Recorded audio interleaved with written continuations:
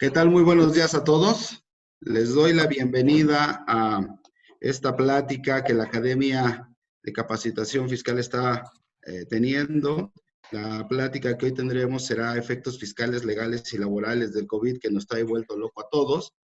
Rápidamente, creo que es una necesidad nacional y como académicos que somos, el grupo que estamos ahorita reunidos, todos son especialistas en su materia, ahorita los van a presentar y pues me da un gusto saludarlos a todos y ahorita nos van a dar las dinámicas y las reglas. Muchas gracias y buen día. Disfruten esta sesión. ¿Cómo están? Muy buen día. Buenos días. ¿Sí me escuchan? Buenos días. Buenos días. Bueno, como comenta el doctor Rafael Lima, estamos ante una situación que necesitamos saber muchos temas al final del día, hacer análisis y alcances de dónde nos encontramos al día de hoy. En la parte que yo voy a comentar va a ser la parte general en cuanto al decreto que salió publicado el día de ayer, 31 de marzo, en cuanto se establecen las medidas extraordinarias y se ordena la suspensión de actividades no esenciales, con lo cual tenemos ya varios puntos importantes a analizar. Porque no solo es la suspensión en el tema económico, si tenemos que pagar sueldos, si no tenemos que pagar sueldos, nuestros clientes, el efecto que esto pueda generar, que mis compañeros lo detallarán adelante, sino también las consecuencias que pueda haber por el incumplir en dado caso esta suspensión, que es un tema que creo que no se ha abordado en algunos otros foros, solo ha sido el tema de los pagos, pero saber que hay sanciones en un momento dado en base a cómo está estipulado esta situación. Por lo cual, ¿qué es el primer punto que quiero tocar? Al día de hoy se ha estado hablando, y es una de las dudas que se tienen, en cuanto a si estamos en presencia de una contingencia sanitaria o estamos en presencia de una emergencia sanitaria, ¿no? El gobierno en su acuerdo lo maneja como una emergencia sanitaria, derivado por caso de fuerza mayor, y derivado de esto, pues las conclusiones que primeramente hemos llegado era que pues no se actualizaban los supuestos del 427, fracción séptima de la Ley Federal del Trabajo, por lo cual tendríamos que estar pagando los sueldos de manera íntegra y que es otro procedimiento especial que del ente se abordará. Sin embargo, en este punto es importante revisar lo que es el reglamento interior del Consejo de Salubridad General, que es en el cual se basan para emitir este decreto, en el cual dentro del artículo 9, fracción 17, encontramos las facultades que tiene este órgano máximo en este tema de salud. Haciendo un paréntesis en cuanto que hay que tener en cuenta que este artículo 427, fracción séptima de contingencia sanitaria, se adiciona a la Ley Federal del Trabajo en el 2012 con la idea de tener un mecanismo rápido y eficiente para afrontar situaciones similares a esta que estamos viviendo el día de hoy en México y en el mundo.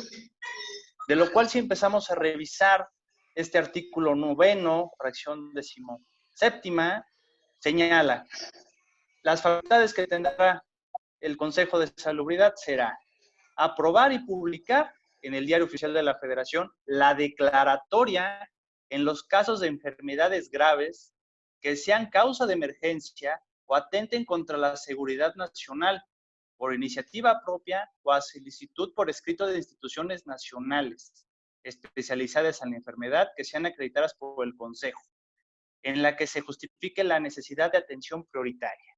De lo cual tenemos que la diferencia entre emergencia sanitaria y contingencia sanitaria no existe. O sea, prácticamente el reglamento contempla que determinarán las declaratorias de enfermedades graves, en la cual claramente estamos viviéndola, y del cual viene el cuestionamiento importante por el hecho de que un secretario de Estado confirme que no es una contingencia sanitaria, cuando él aparte no es experto en el tema, cuando aparte el Consejo no tiene facultades para determinar si es por fuerza mayor o por contingencia, donde en este mismo tema de semántica que se está jugando el día de hoy por diferentes alcances pues, políticos y económicos para el Estado, no lo quieren manejar de cierta manera, o si realmente tenemos un soporte importante.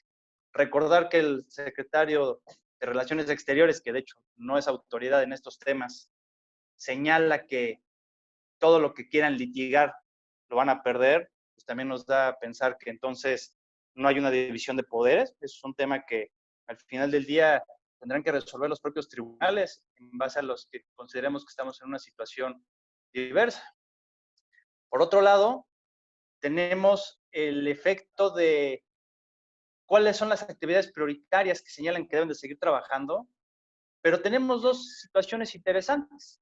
Uno, dentro del acuerdo, tenemos en su artículo primero, fracción segunda, inciso C, que todas aquellas actividades que podrán también seguir continuando aparte de las esenciales que se enumeran previamente, serán aquellas cuya suspensión pueda tener efectos irreversibles para su continuación. Con lo cual otra vez nos deja en el tema de, pues hay muchas empresas que el hecho de parar un horno, ¿no? De fundición, otras situaciones, pues pudieran ubicarse dentro de estos. O muchos donde el efecto irreversible es que pues no tengo para comer el día de mañana. Entonces viene a saber otra vez de, tengo que seguir trabajando, tengo que suspender de forma inmediata. Y las consecuencias que pueden haber, porque si nos vamos a la Ley General de Salud, si nos vamos en específico a lo que son los artículos 421 y 411, observaremos que sanción, bueno, 421, se sancionará con una multa equivalente de 6,000 hasta 12,000 veces el salario mínimo general. La violación de las disposiciones contenidas en los artículos, una serie de artículos, pero en específico viene un 411 que nos señala. Las autoridades sanitarias competentes podrán ordenar la inmediata suspensión de trabajos o de servicios o la prohibición de actos de uso cuando de continuación con ellos se ponga en peligro la salud de las personas. Por lo cual tenemos que entonces, si no respetamos esta suspensión, pues entonces estamos en una situación donde también nos van a multar.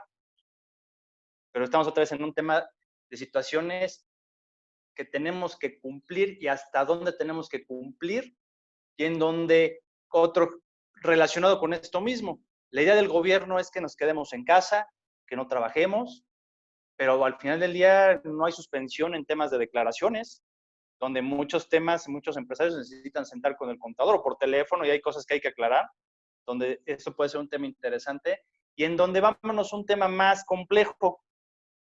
A partir de que está esta contingencia, la Secretaría de Economía no ha parado. Y donde nunca había visto yo tantas publicaciones de inicios de procedimientos en materia aduanera por dumping, que de hecho ayer se publicó el último, y en donde son procedimientos que en un caso particular un cliente me marcó y me dijo, oye, pero es que yo ya suspendí acatando el decreto que sale publicado, ya no vamos a ir a trabajar. ¿Cuántos días tengo para defenderme? 28 días hábiles y no se suspende el plazo que el gobierno me acaba de dar. Entonces viene una incongruencia donde el gobierno nos pide en esta interpretación de si tenemos que suspender o no tenemos que suspender o cómo tenemos que suspender y quiénes sí, quiénes no, y en donde en estos casos pues me están obligando que yo tengo que ir a la fábrica, yo tengo que ir a juntar al personal para recabar la información, porque en caso contrario pues voy a perder mi derecho. Esos 28 días a los que también nos dedicamos al tema de demandas dumping, sabemos que apenas son necesarios independientemente de que tenga la posibilidad de solicitar una ampliación del plazo. Entonces, prácticamente yo haciendo mis conclusiones en este tema, es que realmente el acuerdo que se publica lo podemos ver tanto en una primera forma que es una emergencia sanitaria si queremos comprar lo que nos dice el gobierno con esa salida semántica para que no queramos aplicar el 427 fracción séptima con las consecuencias que esto puede traer, o si nos vamos a lo que es el reglamento interior del Consejo, que no contempla esa emergencia tal cual, o sea, emergencia sanitaria por caso fortuito, sino de forma genérica, de lo cual entraríamos que estamos en lo que se debe de entender por una contingencia sanitaria, y como consecuencia sí se podrían aplicar esos supuestos, en donde adicionalmente tenemos que las actividades cuya suspensión pueda tener efectos irreversibles, donde también es una interpretación y un alcance importante, de saber en qué casos pudiéramos ubicarnos en los mismos y en donde al final del día saber que también hay sanciones. De hecho, esta situación de contingencia sanitaria no es exclusiva del gobierno federal y hay gobiernos como en Sonora, donde ellos decretaron contingencia sanitaria y en donde ya están a los negocios que estuvieron abriendo, estuvieron deteniendo y llevando a la cárcel al personal, que es otro de los temas que se ha estado en polémica al final del día, si lo que se busca es sancionar a quien no cumpla con esto, que creo que no sería la idea, sino al final del día decir, ok, está en ley, pero creo que la ley va por otro sentido en estos casos. Prácticamente 29 estados tienen este tipo de sanciones en sus legislaciones penales, pero pues hay que tener cuidado con estos alcances, ¿no? En mi conclusión en esta parte es que realmente necesitamos hacer una contingencia sanitaria. Considero que es defendible posteriormente en los tribunales el hecho de si es que es necesario para que el negocio, no por un tema de ahorrarnos dinero, no por un tema de querer afectar a los trabajadores, sino por un tema de que si no llevo ciertas acciones a cabo, este negocio no va a poder abrir en los 2-3 meses siguientes. Y en donde esos trabajadores se quedarán sin trabajo, ya no solo por esta contingencia, sino prácticamente pues se acabará la relación que podamos tener con ellos. Efectivamente, como bien señala el licenciado Armando Melgoza, estamos ante una pandemia y lo primero que se piensa es buscar la aplicación del 42 bis de la Ley Federal del Trabajo para poder obtener una extinción de las relaciones laborales y poder bajar los salarios al pago de un salario mínimo a efecto de poder conservar la subsistencia de la fuente de empleo y obviamente garantizar la subsistencia misma de los trabajadores. Sin embargo, efectivamente, como bien lo señala el mismo licenciado Armando, no ha habido esa declaratoria de contingencia sanitaria.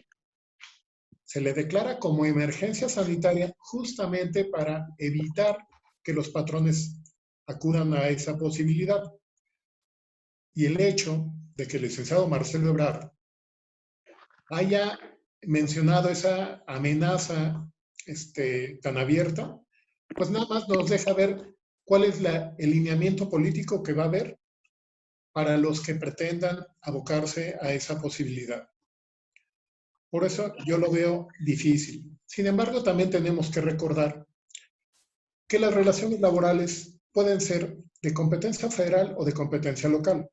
Efectivamente, el gobierno de Sonora declaró contingencia sanitaria desde la semana pasada y en las relaciones laborales de competencia local dentro del estado de Sonora, sí se pueden suspender correctamente las relaciones laborales hasta por un mes, con las consecuencias de poder reducir a salario mínimo y vencido ese plazo, si subsistieran las mismas condiciones, podrá ser prorrogable. Si bien es algo no previsto en la ley, si subsisten las condiciones, tendrá que prorrogarse hasta en tanto subsistan o dejen de ser. Es curioso porque el gobierno federal ha sido el principal ausente en la toma de decisiones. Son los gobiernos estatales los que han ido buscando soluciones y cómo afrontar todo este problema sanitario y legal. Entonces no es extraño que esta declaración de antier haya sido de una manera tan transversal, evadiendo afrontar la situación. En paralelo tenemos otro punto, contingencia económica. Esta contingencia económica no deviene de la pandemia, realmente la venimos arrastrando desde hace un año. Y esto es lo que nos ubica en otra hipótesis para poder negociar una modificación temporal de las relaciones de trabajo. Perdón, una modificación en las condiciones de trabajo. Esto es, si hay sindicato en la empresa, poder negociar con el sindicato una pequeña reducción en los salarios y o prestaciones, siempre que no se rebase el mínimo legal. Y del mismo modo, si no hubiera sindicato, negociar directamente con los trabajadores estas nuevas condiciones y en ambos casos hacerlo del conocimiento de la Junta. De esta manera, al ser algo ya consensuado, negociado, no se requiere la autorización, la aprobación de la Junta. No tenemos que agotar el conflicto económico. Simplemente es un acuerdo de voluntades. que del mismo modo tendría que hacerse el conocimiento de las instituciones de seguridad social. Y en un momento el licenciado Jaime Valdés nos podrá explicar los posibles riesgos, soluciones o formas de llevar a cabo esto. Entonces, es en estas condiciones que el tema de la pandemia, yo considero que técnicamente en una relación fuera del estado de Sonora, no nos permite suspender la relación laboral. Lo que sí nos permite en todo el país es renegociar las condiciones de trabajo, porque además, derivado de estos dos problemas que afrontamos, la pandemia y la recesión económica, debemos de buscar preservar, obviamente, las fuentes de empleo, pero también que se continúen las relaciones de trabajo. Hay que tratar de evitar liquidar trabajadores, mandarlos a su casa sin salarios, como lo han hecho algunas empresas. ¿Por qué? Porque todo este problema social se nos va a revertir en contra de todos. Tenemos que buscar empatía, entender las situaciones del otro y llegar a acuerdos. Esto lo tenemos que superar con entendimiento y empatía. Eso sería todo mi planteamiento por el momento, Rafael.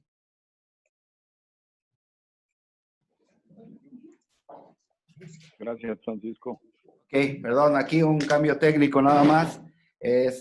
Ahí me toca, atendiendo al orden que establecimos, lo que tiene que ver con el tema fiscal. Entonces, miren, viendo toda la situación que han hablado los expertos ahorita, entre si es o no obligatorio el cierre o no, con esta declaratoria de emergencia y con los acuerdos que está teniendo, como bien nos dijo el licenciado Palomares, respecto de si subsiste o no la relación, ¿verdad? Creo que la consecuencia fiscal es, pues, relativamente siguiente, o en este orden de ideas. Si estamos por esta suspensión entendiendo al 427, fracción primera, como unas, perdón, otra vez, va de nuevo. Primero tenemos personal que está susceptible, que son las mujeres embarazadas y los adultos mayores. Ahí hay un mandato claro que ellos deben de irse a resguardarse a su casa y que obviamente no se suspende la relación y que va a tener una remuneración al 100%. Entonces, en ese caso, pues seguiremos la relación laboral, no se puede disminuir el salario y entonces seguiremos con las obligaciones. Los patrones tendrán que emitir su CFDI normal, tendrán que hacer las retenciones correspondientes, enterarlas y en el Seguro Social prácticamente queda igual. Siguiente, si no se puede, si no se suspende la relación laboral, entonces pues seguiremos bajo los acuerdos que nos mencionó el Palomares y entonces ahí tendríamos que empezar a ver en el 57 de la Ley para el Trabajo si existe esa modificación o no. Y entonces, ¿qué estamos teniendo? Si no hay una suspensión, si no fue un acuerdo de las condiciones, volvemos a estar en el tema de la relación laboral completa y seguiríamos con el CFDI, la retención de impuestos y la causación del Seguro Social. Si alcanzamos el acuerdo de tener una suspensión temporal de la relación de trabajo, entonces lo que estamos haciendo es una indemnización. Y cuando hay eso, entonces sí puede haber una suspensión de las cargas. Para efecto tengo que verlo en dos vertientes, desde la vertiente de los patrones y de la vertiente del trabajador. En ambos casos, si continuamos con, dijimos, las mujeres embarazadas y los adultos mayores, 100% deducible. Si nos vamos a home office, 100% deducible. Si llegamos al acuerdo de suspensión, entonces va a variar un poco porque ya no estaríamos en el 25 de la ley de renta que habla de las deducciones y de los requisitos que nos da el artículo 27, fracción tercera, la emisión del CFDI, que es el comprobante de nómina. Desde mi punto de vista, cambiaríamos a lo que sería el artículo 28 de los no deducibles.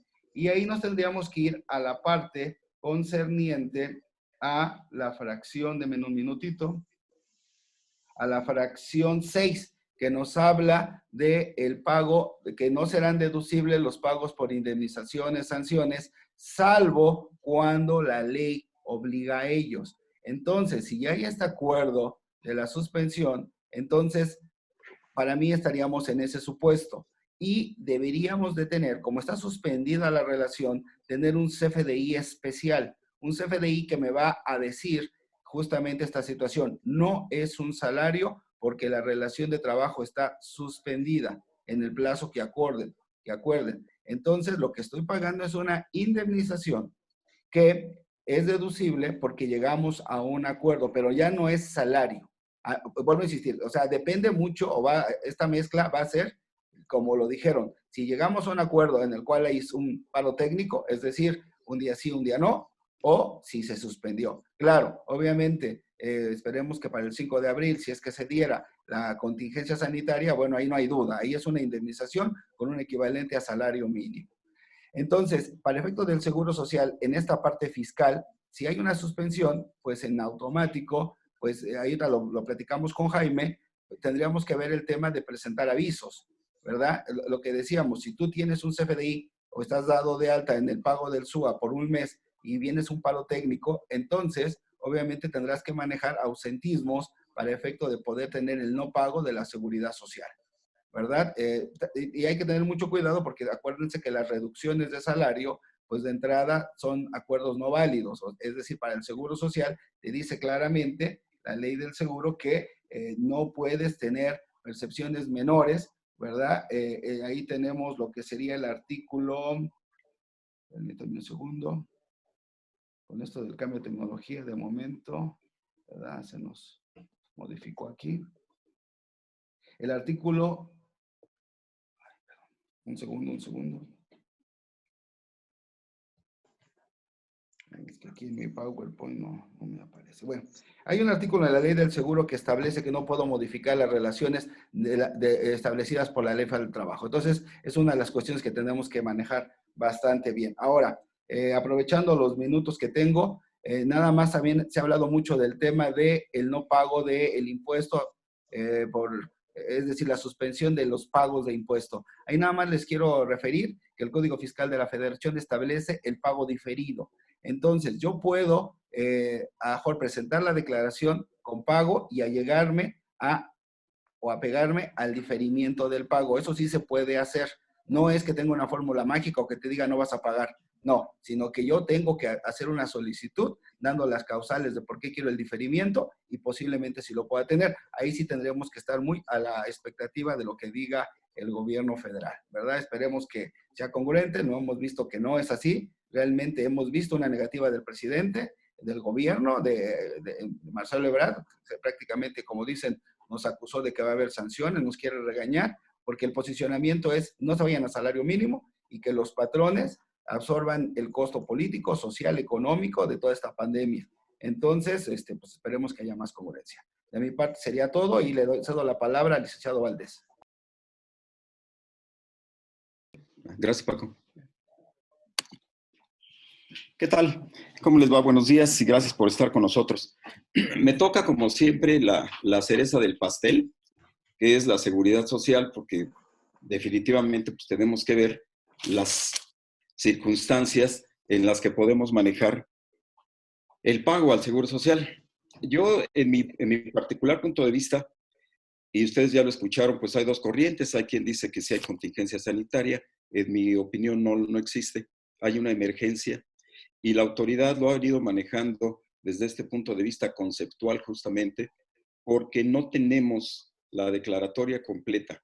Si tuviéramos una declaratoria completa de la contingencia sanitaria, deberíamos tener en la publicación justamente los temas laborales, cómo se tendrían que abordar, cómo se abordaría el tema de seguridad social y las contingencias fiscales, pero a la fecha no lo tenemos. La autoridad ha cuidado mucho esta situación y pareciera, y solo dije pareciera, que interesa más el aspecto económico que el aspecto de salud para la gente. ¿Por qué mi punto de vista en este sentido?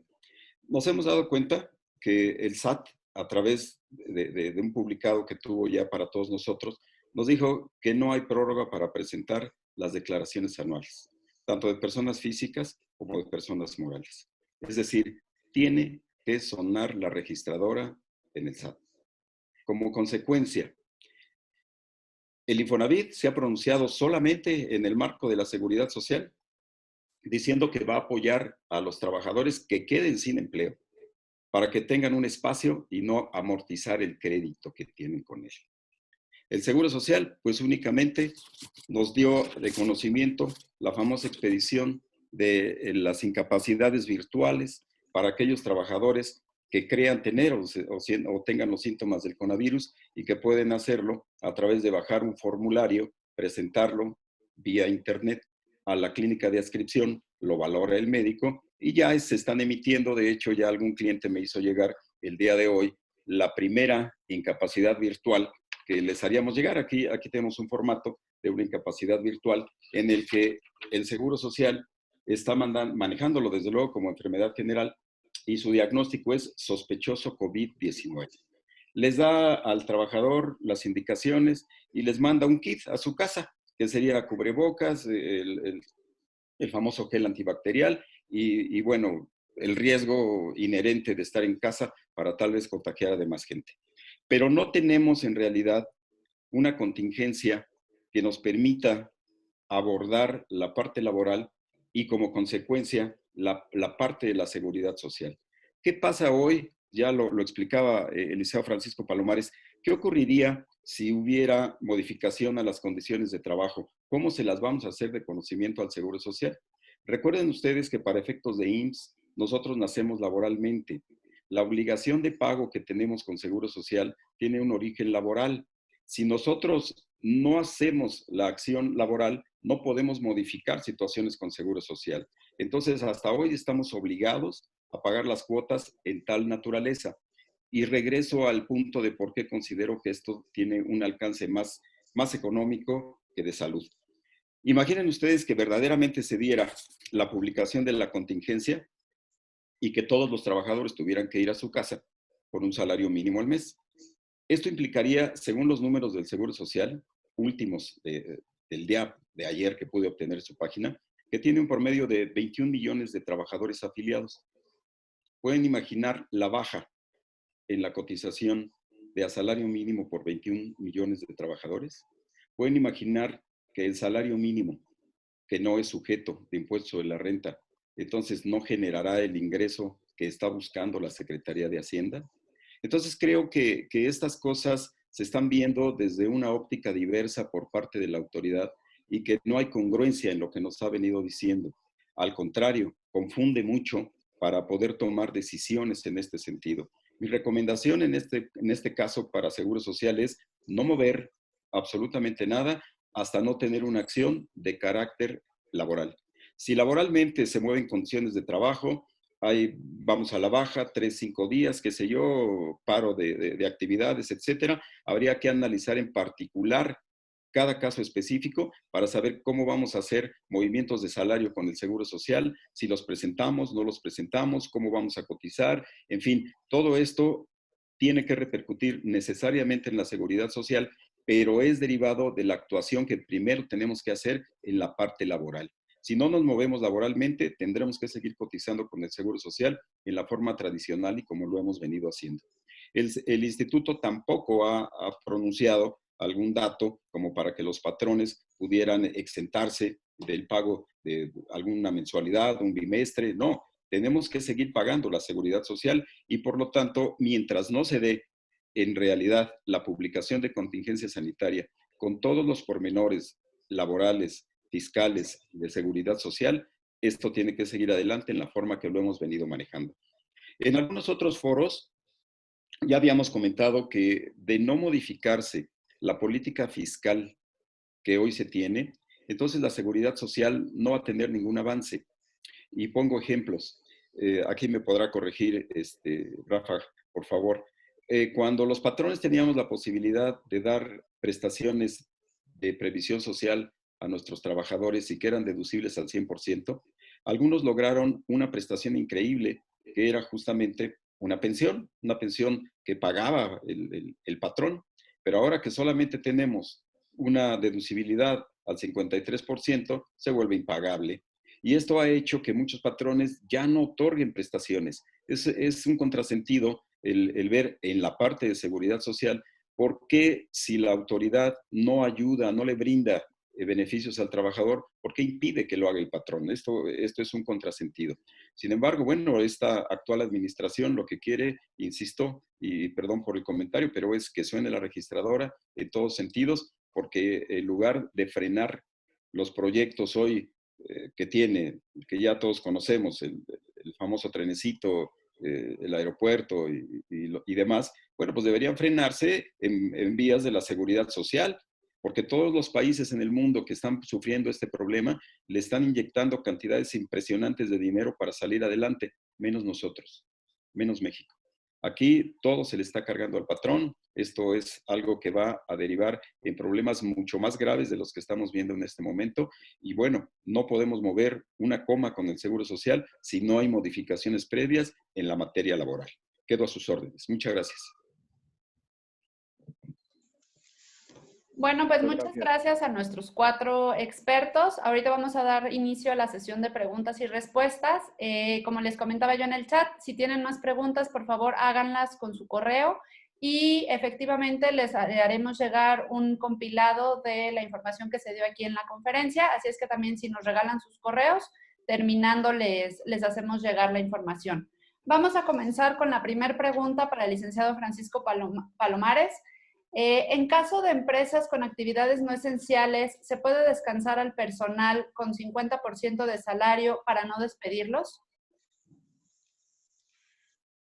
Es algo que se tendría que negociar, porque finalmente las medidas sanitarias que se han tomado es efectivamente que se deben mandar a su casa, pero eso no implica que se les tenga que pagar menos. Esto es, se tienen que ir al 100% de su salario y prestaciones.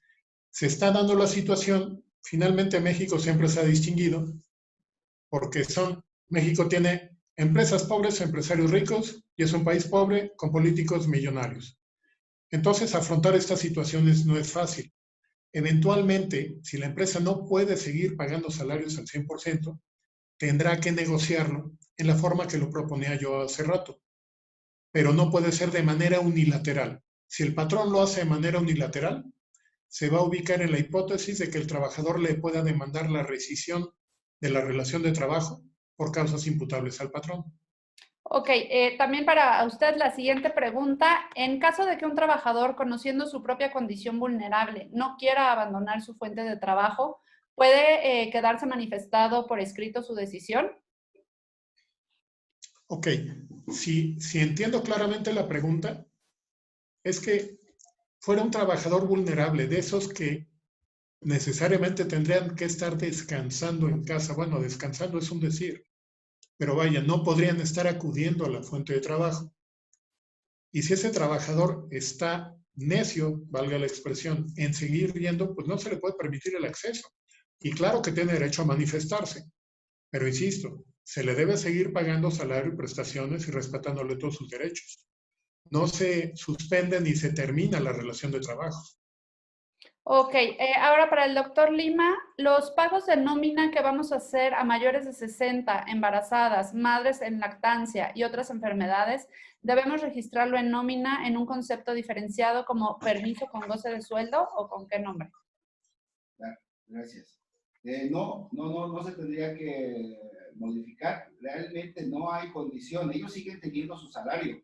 No hay ningún apartado en el CFDI ni en el de otros para considerarlo. Sigue siendo un salario. El tema, como lo decía el señor Palomares, es cuando hay una modificación de la condición, de acuerdo al 57, o hay una suspensión, entonces en ese momento sí es lo que yo sugerí. Mientras tanto, sigue la condición normal.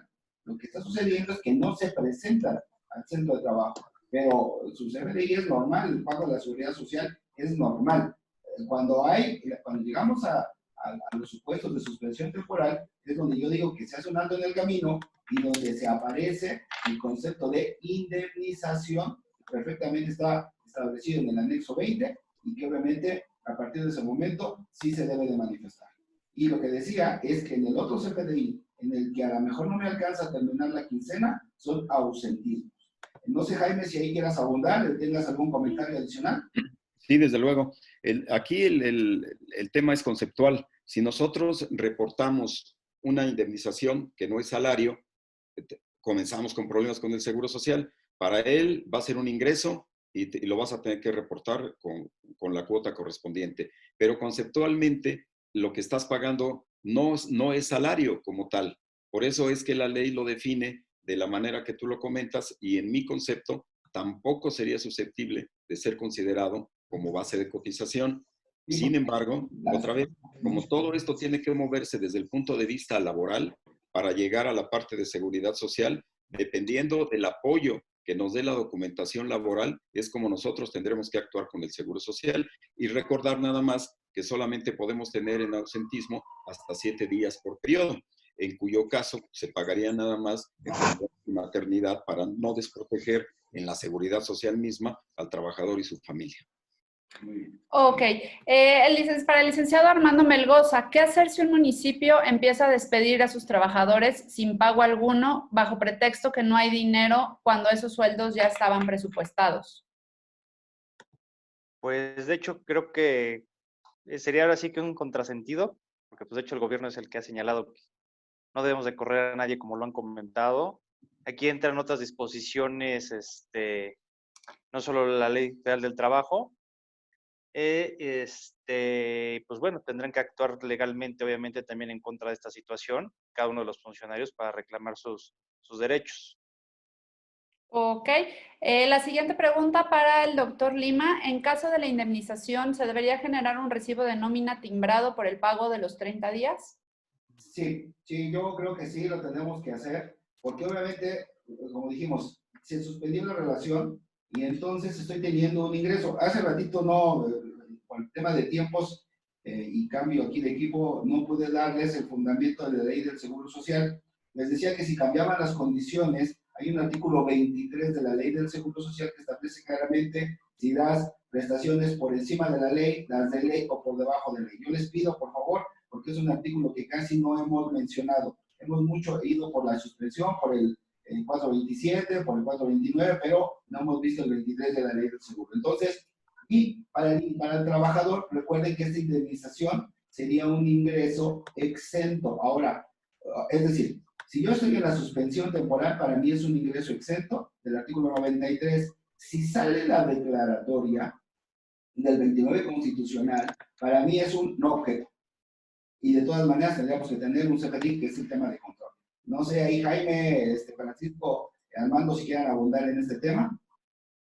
Sí, Paco. No. Oh, bueno, otra vez, para efectos de Seguro Social, para considerar que fuera o no base de cotización, tendríamos que tomar en consideración lo que se va a actuar laboralmente. Pensemos que fuera como indemnización. Si es indemnización como tal, no es salario, tendríamos que cotizarle al Seguro Social en base a un salario mínimo, que es lo menos que podemos cotizarle al Seguro Social, pero todo va a depender, de la etiqueta que le demos al ingreso que tenga el trabajador. Ok, vamos a ver si nos da tiempo de responder una pregunta más. Parece que ya está llegando a su fin el tiempo de la conferencia, pero bueno, la siguiente pregunta sería para el licenciado Palomares. Las personas que están por contrato de prueba y aún no termina su plazo, ¿se puede dar por terminada la relación de trabajo sin perjuicio para el patrón? No, ahorita esto no da motivo a esa terminación anticipada. Ok, y si nos da tiempo de una más, para el licenciado Valdés, si no hay una suspensión de labores por parte del patrón a sus empleados, ¿le seguirán contando sus semanas cotizadas a pesar de la declaratoria sobre emergencia sanitaria? Sí, hay que recordar que para efecto de Seguro Social, además de ser un número, pues nos miden semanas de cotización, y mientras no se diera este supuesto, va a seguir cotizándose y se va a seguir acumulando como semana tal para efecto de prestaciones de futuro. Ok, bueno, nos quedan ya escasos un minuto de la conferencia. Queremos agradecer a todos los participantes. No sé si alguno quiera agregar algo más. En las próximas horas les estaremos mandando el documento de esta conferencia, así como una oferta de posibles cursos que podemos ahondar ya un poquito más en cada una de las materias que aquí se tocaron. No sé, doctor. Sí, miren, yo justamente iba a platicar de esto. Tenemos esta plática obviamente es de emergencia, de profesionistas, pero la idea es seguir la oferta en cursos en línea y obviamente estamos hablando ya de prácticamente a lo mejor la semana que entra tener un curso en línea de esto mismo, pero ya con una duración de prácticamente 2 horas o en 2 sesiones de 2 horas. Que por tema de tiempo nos están cortando la señal. Muchísimas gracias a todos. Buen día. Gracias, muy Hasta amables luego. por pedirnos. Hasta Gracias luego, por su muchísimas atención. gracias. Gracias, muy buen día. Gracias. Hasta luego. Hasta luego.